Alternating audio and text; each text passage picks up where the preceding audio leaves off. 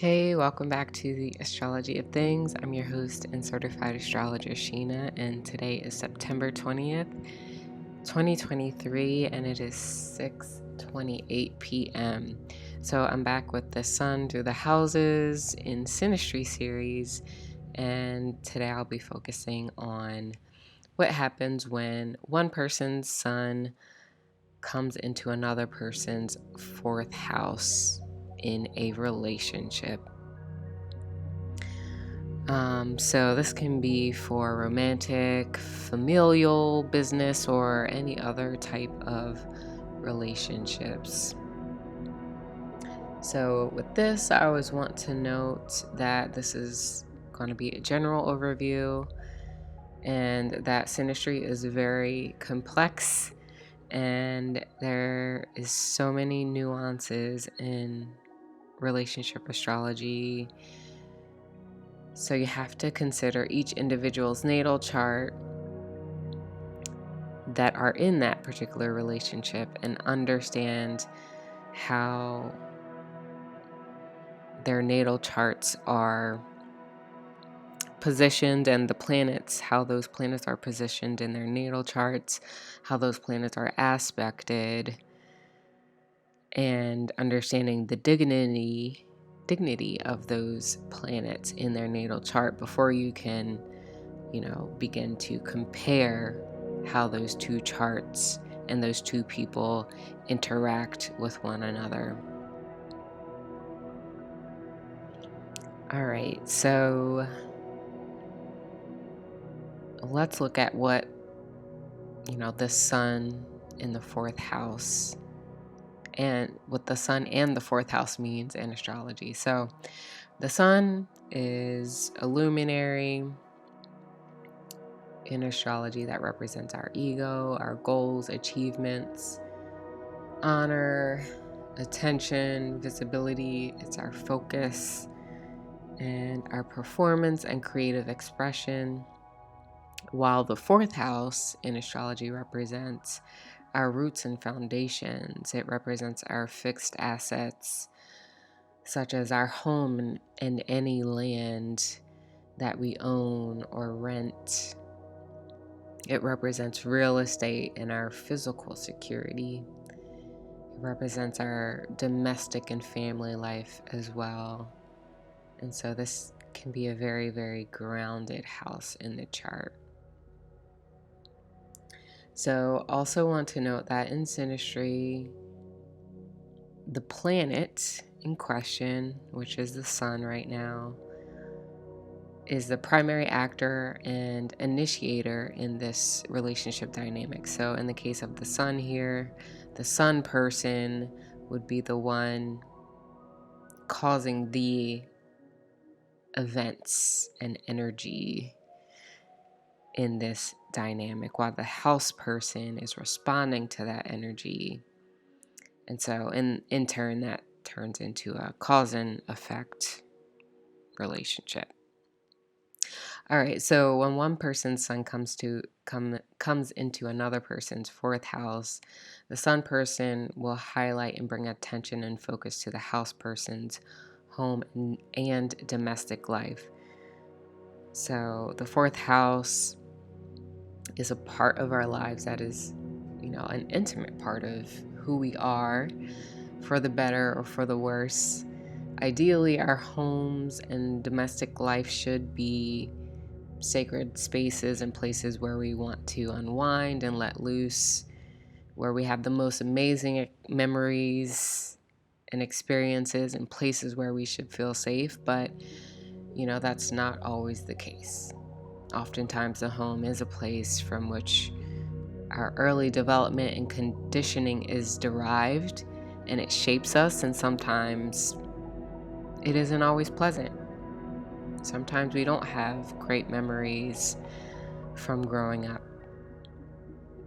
So, if, let's say, the fourth house person had a positive upbringing, and if the sun person's natal sun is well aspected and dignified, the sun person can act in a way that brings attention to the house person's childhood memories, and the sun person would reinforce a sense of security and safety in this house person, as well as bring a lot of warmth and comfort to the house person's home.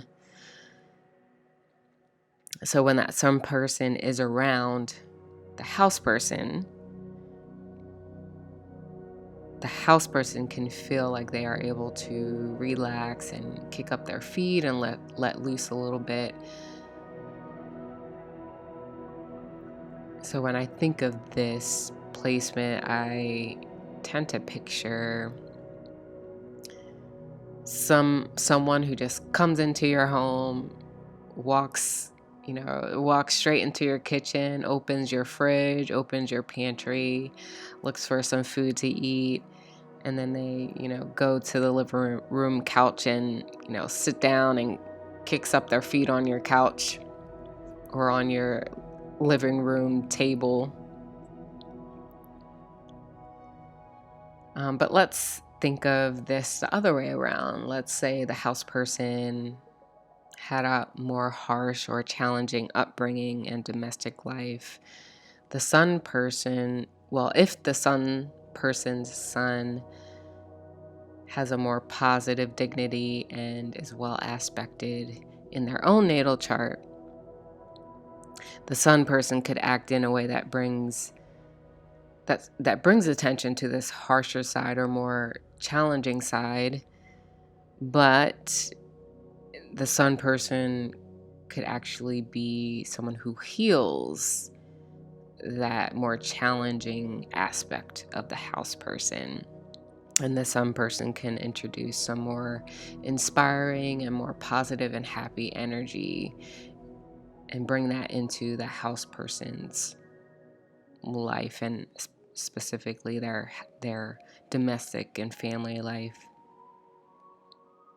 Either way, the sun person sees an element of the house person that is not exposed to the outer world. The sun person sees the more intimate side of this house person, and through that, the two of them could create a very close bond, for better or for worse. So, from the sun person's perspective, they may see something about the house person's home and domestic life that feeds their own ego and contributes to their own motives and goals. So the sun person may enjoy spending a lot of time in the sun person, or the sun person may enjoy spending a lot of time in the house person's home or around the house person's family. Or the sun person could feel inspired when they walk into the house person's home, or they really enjoy being around the house person's family, who in turn inspires the sun person to achieve their goals or aspirations in some way, or helps the sun person to better express their sun energy, their creative energy. So imagine a scenario where the sun person grows up in a home that was way too serious, and their own house, in their own house there was no joking allowed. It was a very Saturnian home, and their own family was very strict. But let's say, if that sun person comes around the house person's family, and that house person's family is one who is kind of on the opposite end of the spectrum, where that house person's house and family life was all surrounded by a lot of laughs and joking and having a lot of fun.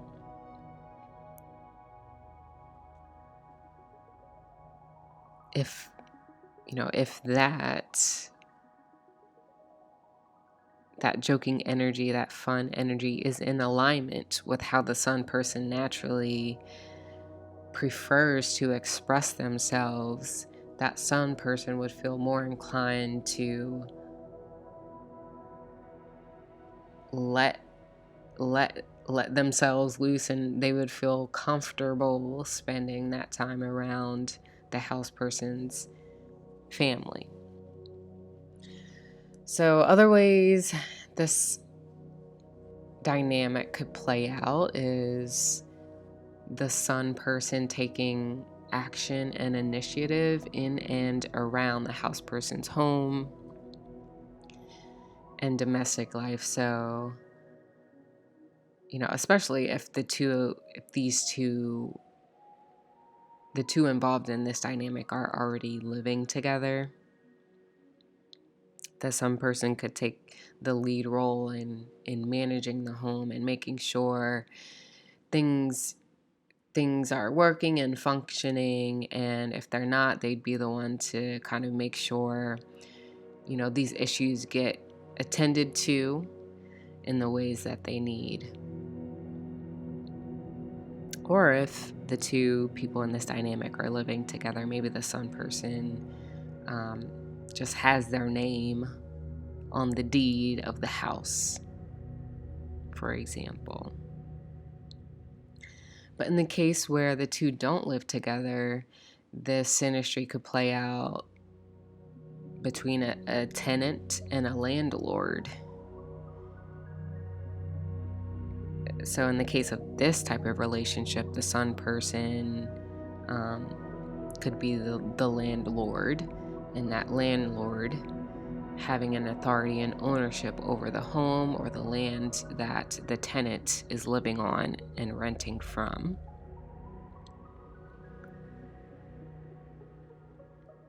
And then even further, maybe this particular landlord is always frequenting the home, always coming into the home or the apartment and running inspections and making sure the issues are being handled in that home or apartment.